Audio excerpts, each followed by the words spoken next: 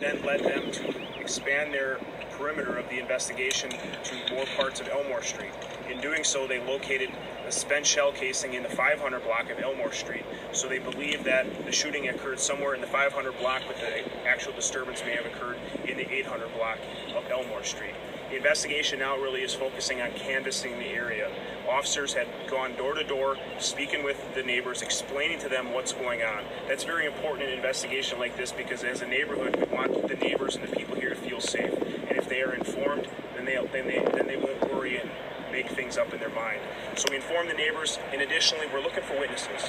We want to make sure that if anybody has any information pertaining to the shooting, what they saw, any suspect vehicles, any suspicious people in the area prior to the shooting, we want them to contact the Green Bay Police Department. If they wish to remain anonymous, they can do that through Crime Stoppers by downloading the app.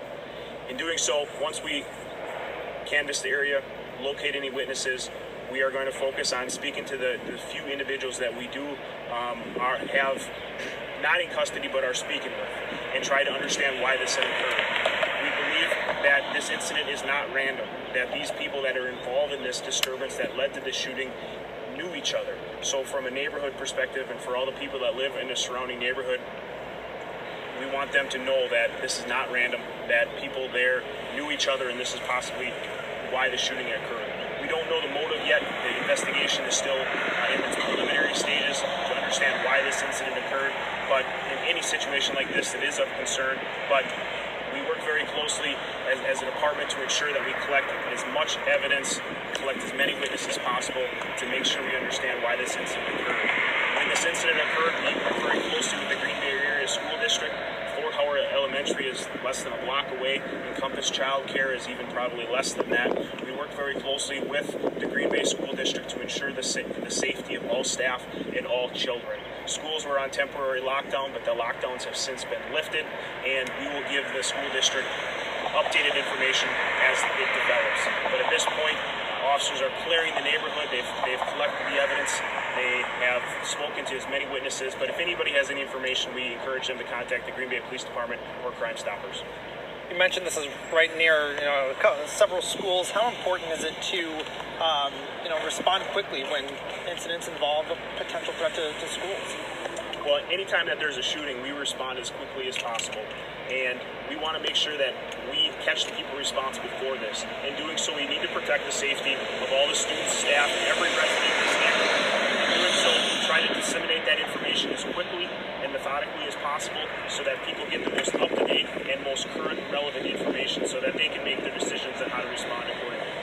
And Warych, how many people were involved in this?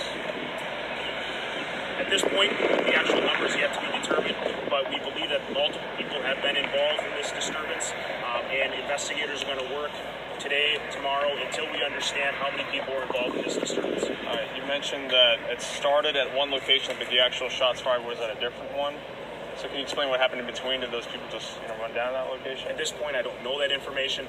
Just the initial information that we got was that the disturbance originated at one residence and the shooting occurred at a different location on the same street. When we say shooting, was someone actually shot or just shots were fired? At this point, no one was hit in the shooting. Officers and investigators have not found any property damage as a result of the shooting, but we did find one shell casing in the street. At this point, we know that the shooting did occur, but we don't have any property damage or people injured from the shooting. And I just want to double check. The people that were supposedly involved in this, you said you have nobody in custody, but you're asking people. So are you asking people that were involved in the shooting? Sure. Well, we're asking the community. If anybody saw anything, if any witnesses in the neighborhood, people that live in the neighborhood saw anything, we want them to contact the police department. We have some people that we're speaking with that may or may not have been on scene at the time of this shooting, so we're trying to really understand and work with them, speak with them to get a good understanding of what they know so that we can understand why this situation occurred. Okay. And based on the cases you found, any idea of the type of weapon that was used? At this point, we'll just say one spent shell casing.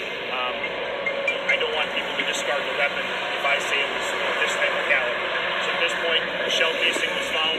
If more evidence is found, that could have been done at a later time. But we know that the shooting occurred because of the shell casing we found.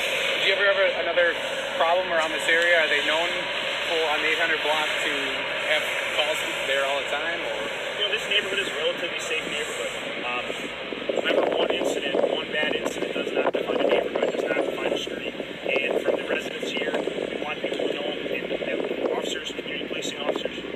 officers are in these neighborhoods 24 hours a day, doing their best job that they can to protect each and every resident in the city. Was it just one shell casing? Yes, at this point. Now, there more could have been found, but at this point I can confirm one. Did you say you had a make and model of the car involved? Make and model of the car? Yes. At this point, I can't release that information. We have information pertaining to the make and model, but that information is still being developed. And then my